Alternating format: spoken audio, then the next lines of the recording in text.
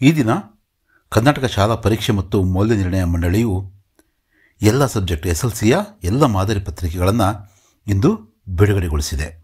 ಅದರಲ್ಲಿ ನಾವಿಂದು 2024-25ನೇ ಸಾಲಿನ ತೃತೀಯ ಭಾಷೆ ಹಿಂದಿಯ ಮಾಡೆಲ್ ಕ್ವಶನ್ ಪೇಪರ್ನ, ಇದು 2ನೇ ಮಾಡೆಲ್ ಕ್ವಶನ್ ಪೇಪರು. ಈ ಹಿಂದೆ ಕೂಡ ಈ ಸ್ವಲ್ಪ ಹೊತ್ತು ಮುಂಚೆ ಕೂಡ ಮೊದಲನೇ ಮಾಡೆಲ್ ಕ್ವಶನ್ ಪೇಪರ್ನ ನಾವು ಪ್ರಶ್ನೆ ಉತ್ತರಗಳನ್ನು ನಾವು ಚರ್ಚೆ ಮಾಡಿದ್ದೀವಿ. ಸಬ್ಜೆಕ್ಟ್ ಕೋಡು 61H, 3 ಗಂಟೆಯ ಪತ್ರಿಕೆ, 80 ಅಂಕಗಳು. ಇಲ್ಲಿ ಸೂಚನೆಗಳನ್ನು ಕೊಟ್ಟಿದ್ದಾರೆ. 38 ಪ್ರಶ್ನೆಗಳಿರ್ತವೆ. ಅಲ್ಲಿ ನಮಗೆ ಎಕ್ಸಾಮ್ ರೂಮಲ್ಲಿ ಕೊಡ್ತಕ್ಕಂಥ ನಿರ್ದೇಶಕರ ಪ್ರಕಾರ ನಾವೇನು ಮಾಡಬೇಕು, ಆನ್ಸರ್ನ ಬರೀಬೇಕು. ನಮ್ಮ ಅಂಕಗಳನ್ನು ಈ ರೀತಿ ನಾವು ಆನ್ಸರ್ ಬರೆದ್ರೆ ಇಲ್ಲಿ ಅಂಕಗಳನ್ನು ಕೊಟ್ಟಿರ್ತಾರೆ ಅಂತ ಹೇಳ್ತಿದ್ದಾರೆ. ಹಾಗೆಯೇ ಪ್ರಶ್ನೆ ಪತ್ರಿಕೆ ಓದೋದಕ್ಕೆ 15 ನಿಮಿಷಗಳು ಕೂಡ ಈ 3 ಗಂಟೆಯಲ್ಲಿ ಇನ್ಕ್ಲೂಡ್ ಆಗಿದ್ದಾವೆ ಅಂತಕ್ಕಂಥ ಒಂದು ಸೂಚನೆಯನ್ನು ಕೊಟ್ಟಿದ್ದಾರೆ. ಆದರೆ ನಾನು ಈ ಹಿಂದೆ ಕೂಡ ಹೇಳಿದ ಹಾಗೆ ನಾವು ಪ್ರಶ್ನೆಗಳನ್ನು ಒಂದೊಂದಾಗಿ ಓದ್ತಾ ಉತ್ತರವನ್ನು ಬರೀತಾ ಹೋಗಬೇಕು. ಅದಕ್ಕೋಸ್ಕರನೇ 15 ನಿಮಿಷವನ್ನು ನಾವು ಓದೋದಕ್ಕೋಸ್ಕರ ಇಟ್ಕೋಬಾರ್ದು. ಯಾವುದಾದ್ರೂ ಒಂದು ಪ್ರಶ್ನೆ ನಮಗೆ ಬರದೇ ಇರತಕ್ಕಂಥ ಪ್ರಶ್ನೆ ಇದ್ದರೆ ಅದರ ಕಡೆನೇ ಗಮನ ಹೋಗುತ್ತೆ. ಅದರಿಂದ ನಾವೇನು ಮಾಡಬೇಕು, ಡೈರೆಕ್ಟಾಗಿ ಉತ್ತರ ಬರೆಯೋ ಕಡೆ ಒಂದು ಪ್ರಯತ್ನವನ್ನು ಪಡಬೇಕು. ಮೊದಲನೆಯ ಒಂದು ಮುಖ್ಯ प्रश्न कड़े होदे निम्नलिखित प्रश्नों में 4 विकल्प सुझाए गए हैं. उनमें से सर्वाधिक उचित विकल्प चुनकर उसके संकेताक्षर सहित पूर्ण रूप से लिखिए ಅಂತ ಕೇಳಿದ್ದಾರೆ. 8 ಪ್ರಶ್ನೆಗಳಿರ್ತವೆ ವ್ಯಾಕರಣಕ್ಕೆ ಸಂಬಂಧಪಟ್ಟಂತವು, 8 ಅಂಕಗಳಿಗೋಸ್ಕರ. ಮೊದಲನೇ ಪ್ರಶ್ನೆ ಅಂತ ನಾವು ಗಮನ ಹರಿಸೋಣಂತೆ. मिलना शब्द का प्रथम प्रेरणार्थक क्रिया रूप है. प्रथम प्रेरणार्थक क्रिया रूप याವುದು? मिलना, मिलाना, चलना, चलाना, पढ़ना, पढ़ाना. ಈ ರೀತಿ. लेखक शब्द का स्त्रीलिंग रूप है. लेखक, लेखिका. कवि ಅಂತ ಇದ್ದಿದ್ರೆ कवियत्री. विश्वास शब्द का विलोम शब्द है. विश्वास, अविश्वास, ಆಪೋಸಿಟ್ ವರ್ಡ್ನ ನಾವು ಇಲ್ಲಿ ಬರಿಬೇಕು. कहानी शब्द का बहुवचन है. कहानी ಅಂದರೆ ಕಹಾನಿಯ. ಅಕಸ್ಮಾತ್ ಆಗಿ ನಾಳೆ ನಮಗೆ ಈ ರೀತಿಯ ಒಂದು ಕಹಾನಿಯ ಅಂತ ಈ ರೀತಿಯನ್ನು ಕೊಟ್ಟಿದ್ರೆ ಆಪ್ಷನ್ನು, ಇನ್ನೊಂದು ಆಪ್ಷನ್ನು, ಇದು ಕೂಡ ರಾಂಗ್. ಇದು ಈ ರೀತಿ ಕಹಾನಿಯ ಇಲ್ಲಿ ಬರಬೇಕು. 5ನೇ ಪ್ರಶ್ನೆ ಕಡೆ ಗಮನ ಹರಿಸೋಣ. ಆಪ್ ಕಹಾಂ ಜಾ ರಹೆ ಹೈ. ವಾಕ್ಯಕ್ಕೆ लिए ಉಚಿತ ವಿರಾಮ ಚಿಹ್ನೆ. ಇಲ್ಲಿ ವಿರಾಮ ಚಿಹ್ನೆಯನ್ನು ಅವನು ಕೊಟ್ಟಿಲ್ಲ. ಆದರೆ ಕಹಾ ಅಂದರೆ ಎಲ್ಲಿಗೆ, ತಾವು ಎಲ್ಲಿಗೆ ಹೋಗ್ತಿದ್ದೀರಾ ಅನ್ನೋದು ಪ್ರಶ್ನೆ. ಹಾಗಾಗಿ ಇಲ್ಲಿ ಪ್ರಶ್ನಾರ್ಥಕ ಚಿಹ್ನೆ ಬರುತ್ತೆ. ये ಪ್ರಶ್ನವಾಚಕ ಚಿಹ್ನೆ ಸಹಿ ಉತ್ತರ ಹೋಗ. नेक्स्ट क्वेश्चन बंदू निम्नलिखित शब्दों में से दीर्घ संधि का उदाहरण. दीर्घ संधिಯ ಉದಾಹರಣ ಯಾವುದು ಅಂತ ಕೇಳಿದರೆ ಸಮಾನ್ ಪ್ಲಸ್ ಅಧಿಕಾರ, ಸಮಾನಾಧಿಕಾರ, ಇದು ದೀರ್ಘ ಸಂಧಿಯ ಒಂದು ಉದಾಹರಣೆ. ಕರ್ನಾಟಕ की राजधानी ಬೆಂಗಳೂರು है. ಇಲ್ಲಿ ಕಿ ಅಂತಕ್ಕಂಥದ್ದು ಏನಿದೆಯೋ ಇದು ಸರಿಯಾದ ಉತ್ತರ. ಇದು ಸರಿಯಾದ ಉಚಿತವಾದಂತಹ ಕಾರಕ ಚಿಹ್ನೆ. महात्मा शब्द किस समास से बना है. ಇದು ಕರ್ಮಧಾರಾಯ ಸಮಾಸ. ಈ ಮೊದಲನೆಯ ಒಂದು ಪ್ರಶ್ನೆ ಪತ್ರಿಕೆಯಲ್ಲೂ ಕೂಡ ಕರ್ಮಧಾರಾಯ ಅಂತ ಕೇಳಿದರು. ಈ ಸಲ ಬಹುಶಃ ಕರ್ಮಧಾರಾಯಿಂದ ಕೇಳುವಂಥ ಅವಕಾಶಗಳು ಕೂಡ ಇದ್ದಾವೆ ಅಂತಕ್ಕಂಥದ್ದು ನಾವು ಇಲ್ಲಿ ಮನಗಾಣಬಹುದು. ಮಹಾನ್ ಹೈ ಜೋ ಆತ್ಮ, ಈ ಥರ ಒಂದು ಸಮಾಸ ವಿಗ್ರಹವನ್ನು ಮಾಡ್ಬೋದು ನಾವು. ಮಹಾತ್ಮಗೆ ಕರ್ಮಧಾರಾಯ ಸಮಾಸ. ಹಾಗೆ ನೆಕ್ಸ್ಟ್ निम्नलिखित प्रथम 2 शब्दों को सूचित संबंधों के अनुरूप तीसरे शब्द का संबंधित शब्द लिखिए. ನೀವು ಗೊತ್ತು ಅನುರೂಪತೆಯ ಪ್ರಶ್ನೆಗಳು. ಗಿಲ್ಲು, ರೇಖಾಚಿತ್ರ. ಗಿಲ್ಲು ಅನ್ನುವ ಪಾಠ ರೇಖಾಚಿತ್ರ ವಿಭಾಗದ್ದಾದರೆ ಕಾಶ್ಮೀರಿ ಸೇಬು, ಇದನ್ನು ನಾವು ಕಹಾನಿ ಅಂತ ಬರೀಬೇಕು. ಕಹಾನಿ. ಹಾಗೆಯೇ ಬಸಂತ್ ಕಿ ಸಚ್ಚಾಯಿ ಏಕಾಂಕಿ. ಇಮಾನ್ದಾರೋं के सम्मेलन में ವ್ಯಂಗ್ಯ ರಚನಾ. ವ್ಯಂಗ್ಯ ರಚನಾ ಅಂತಕ್ಕಂಥದ್ದನ್ನು ನಾವು ಬರೀಬೇಕು. ಮಕಾನ್ ಕಾ ಛತ್ ಮಚ್ಲಿ ಕಿ ಪೀಠ್. ಈಗ ಮನೆಯ ಒಂದು ಮೇಲೆ ಛಾವಣಿ ಒಂದು ಇದರ ಬೆನ್ನಿನ ಥರ ಇದ್ದರೆ, ಬೆನ್ನಿನಲ್ಲಿರ್ತಕ್ಕಂತಹ ಆ ಒಂದು ಇದರ ಥರ ನಾವು ಕಟ್ಟಬೇಕಾದ್ರೆ ಮಕಾನ್ ಕೆ ಸ್ತಂಭ ಏನಂತ ಬರೀಬೇಕು? ಹಾಥಿ ಕೆ ಪೈರ್. ಹಾಥಿ ಕೆ ಪೈರ್ ಅಂತ ಬರೀಬೇಕು. ಹಾಥಿ ಕೆ ಪೈರ್. ಪಾಪ್ का मूल अभिमान, धर्म का मूल दया. धर्म का मूल ಅಂತ ಕೇಳಿದಿರಲ್ವಾ, दया. नेक्स्ट थर्ड में निम्नलिखित प्रश्नों के उत्तर एक एक पूर्ण वाक्य में लिखिए. ಒಂದೊಂದು पूर्ण ವಾಕ್ಯದಲ್ಲಿ ನಾವು ಉತ್ತರವನ್ನು ಬರೀಬೇಕು. 4 ಪ್ರಶ್ನೆಗಳು ಇರ್ತವೆ. ಆಧುನಿಕ ಪುರುಷ ने किस पर विजय पाई है. ಸಂಪೂರ್ಣ ವಾಕ್ಯದಲ್ಲಿ ಬರಬೇಕಾದ್ರೆ ಇದು ಕಿಸ್ ಅಂತಕ್ಕಂಥದ್ದು ಇದೆಯಲ್ವಾ, ಇದನ್ನು ಕಿಸ್, ಕ್ಯೂ, ಕ್ಯಾ, ಕಿಧರ್, ಕಹಾ, ಈ ಥರದ ಹೂ, ವೇರ್, ವೆನ್ ಹೌ ಅಂತಕ್ಕಂಥದ್ದನ್ನು ನಾವು ತೆಗೆದುಹಾಕಿ ಇಲ್ಲಿ ನಾವು ಪ್ರಕೃತಿ ಈ ರೀತಿಯ ಒಂದು ಉತ್ತರವಾದ ಪದವನ್ನು ಬರೆದ್ರೆ ಈ ಕ್ವಶನ್ ಮಾರ್ಕಿಗೆ ಬದಲಿಗೆ ಫುಲ್ ಸ್ಟಾಪ್ನ ಇಟ್ಟರೆ ಆಧುನಿಕ ಪುರುಷನೇ ಪ್ರಕೃತಿ ಪರ್ ವಿಜಯ್ ಪಾಯಿ ಹೇ ಅಂತಕ್ಕಂಥದ್ದು ಸರಿಯಾದ ಉತ್ತರ ಆಗುತ್ತೆ. दोनों दोस्त जंगल की ओर क्यों चल पड़े, क्यों गए. दोनों दोस्त जंगल की ओर क्यों ಅಂತಕ್ಕಂಥದ್ದನ್ನು ನಾವಿಲ್ಲಿ ತೆಗಿಬೇಕು.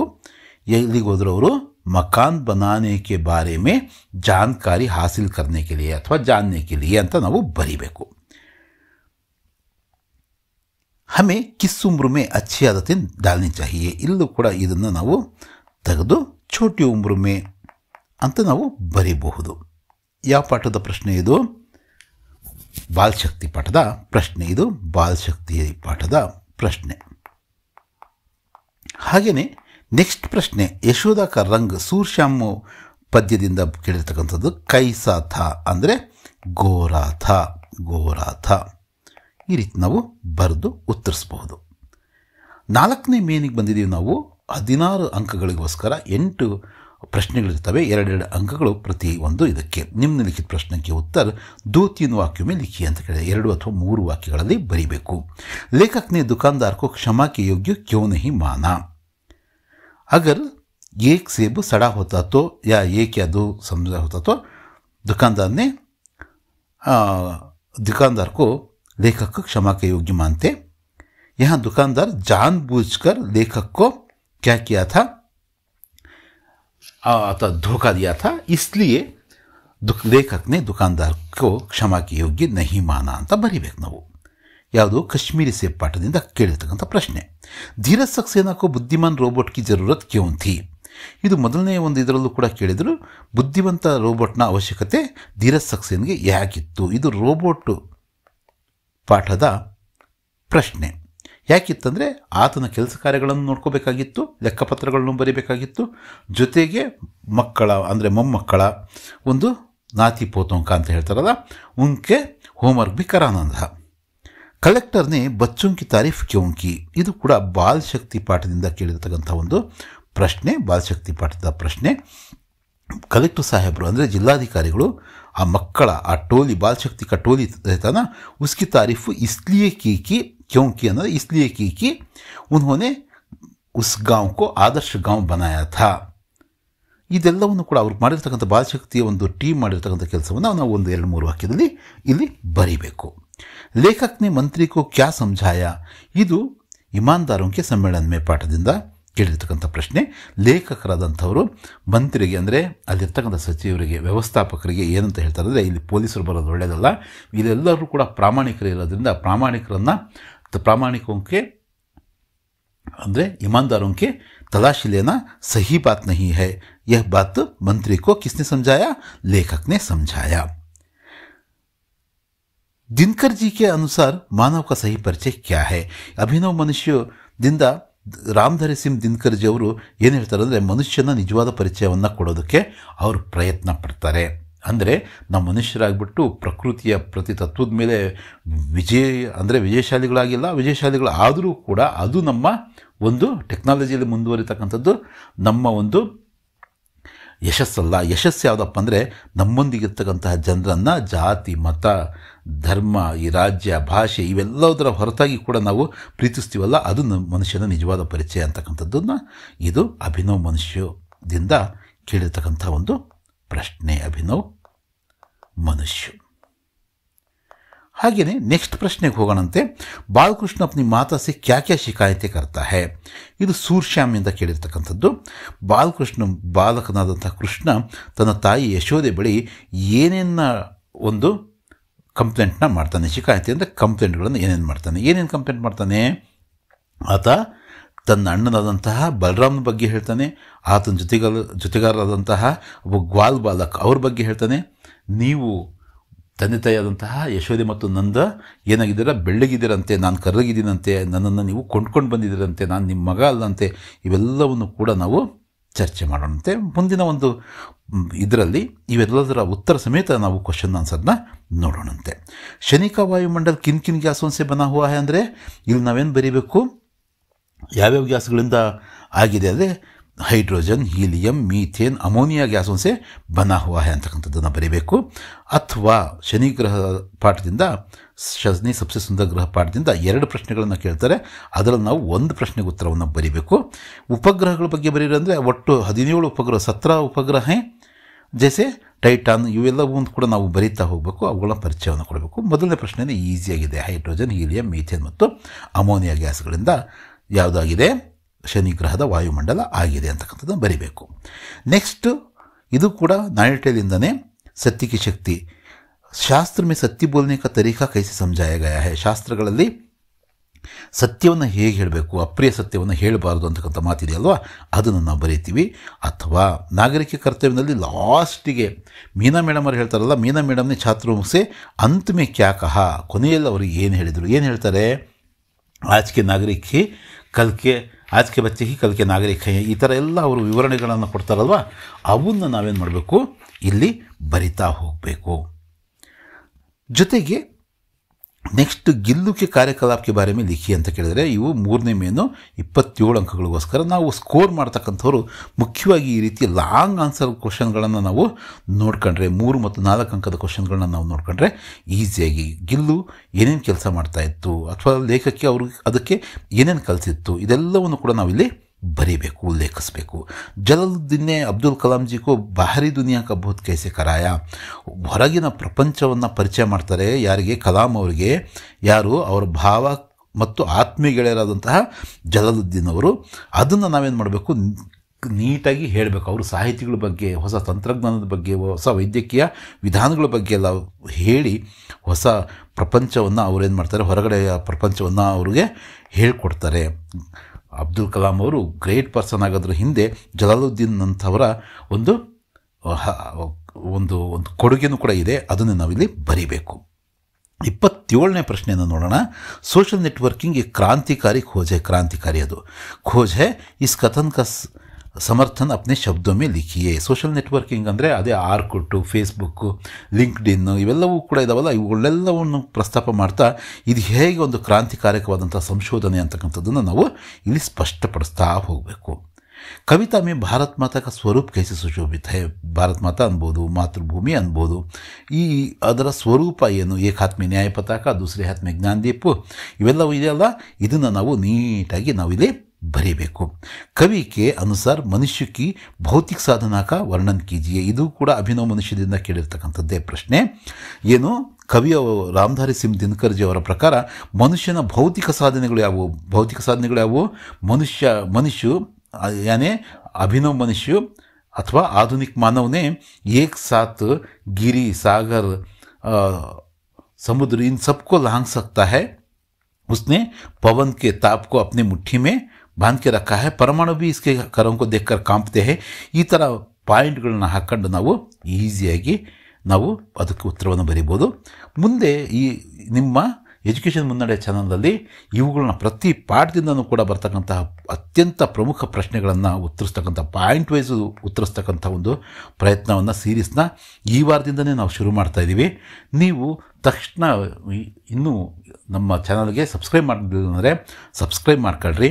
ಈ ರೀತಿಯ ಎಲ್ಲ ಪ್ರಶ್ನೆಗಳನ್ನು ನಾವು ಉತ್ತರಿಸ್ತಕ್ಕಂತಹ ಮತ್ತು ತುಂಬ ಸುಲಭವಾಗಿ ನಾವು ಹಿಂದಿಯ ಒಂದು ತೃತೀಯ ಭಾಷೆಯ ಒಂದು ಪತ್ರಿಕೆಯಲ್ಲಿ ತುಂಬ ಈಸಿಯಾಗಿ ನಾವು ಮಾರ್ಕ್ಸ್ನ ಗೇನ್ ಮಾಡ್ಬೋದು. ಅದನ್ನು ಒಂದು ನಾವು ಸಾಧನೆ ಮಾಡೋದಕ್ಕೋಸ್ಕರ ನೀವು ತಕ್ಷಣ ಇದಕ್ಕೆ ಸಬ್ಸ್ಕ್ರೈಬ್ ಮಾಡ್ಕೊಳ್ರಿ. ಮತ್ತು ಬಂದಿರತಕ್ಕಂತಹ ನಿಮಗೆ ಸಂಬಂಧಪಟ್ಟಂಥ ಅಂದರೆ 10th ಸಂಬಂಧಪಟ್ಟಂತಹ ಈ ಒಂದು ವಿಡಿಯೋಗಳನ್ನು ತಪ್ಪದೆ ನೋಡಿ, ನಿಜವಾಗ್ಲೂ ಕೂಡ ನಿಮಗೆ ಅನುಕೂಲ ಆಗುತ್ತೆ. ಬಚೇಂದ್ರ ಪಾಲ್ ನೇ ಪಹಾಡ್ ಪರ್ ಚढ़ने की तैयारी किस प्रकार की, ಬಚೇಂದ್ರ ಪಾಲ್ ಅವರು ಇನ್ನೇನು ಇದನ್ನು ಒಂದು ಶಿಖರವನ್ನು, ಎವರೆಸ್ಟ್ ಶಿಖರವನ್ನು ಹತ್ತಾರಲ್ವ, ಅದರ ಒಂದು ತಯಾರಿಯನ್ನು ಹೇಗೆ ಮಾಡ್ಕೊಂಡ್ರು ಅಂತಕ್ಕಂಥದ್ದನ್ನು ನಾವು ಬರೀಬೇಕು. ಕರ್ನಾಟಕಕ್ಕೆ ಶಿಲ್ಪಕಲಾ ಕಾ ವರ್ಣನ್ ಕೀಜಿಯೇ, ಶಿಲ್ಪಕಲಾ ಅವರು ವಾಸ್ತುಕಲಾ ಅಂತ ಕೇಳಿದ್ದಾರೆ ಫಸ್ಟ್ ಪೇಪರಲ್ಲಿ. ಈ ಸೆಕೆಂಡ್ ಪೇಪರಲ್ಲಿ ಶಿಲ್ಪಕಲಾ ಅಂತ ಅಷ್ಟೇ ಕೇಳಿದರೆ ನಾವೇನು ಮಾಡ್ಬೋದು, ಬೇಲೂರು, ಸೋಮನಾಥ್ಪುರ ಮತ್ತು ಹಳೇಬೀಡು ಇವುಗಳನ್ನೆಲ್ಲವನ್ನು ಬರೀಬೇಕು. ವಹಾಂಕೆ ಶಿಲ್ಪಕಲಾ, ವಹಾಂಕೆ ಮೂರ್ತಿಯ ಸಜೀವ್ ಲಗ್ತಿ ಹೇ, ಇವೆಲ್ಲವನ್ನೂ ಕೂಡ ನಾವಿಲ್ಲಿ ಬರಿತಾ ಹೋಗಬೇಕು. ಹಾಗೆಯೇ ಇಲ್ಲೂ ಕೂಡ ಏನು ತುಳಸಿ ಕೆ ದೋಹೆ ಇಲ್ಲಿಂದ ಭಾವಾರ್ಥವನ್ನು ಕೇಳಿರ್ತಾರೆ.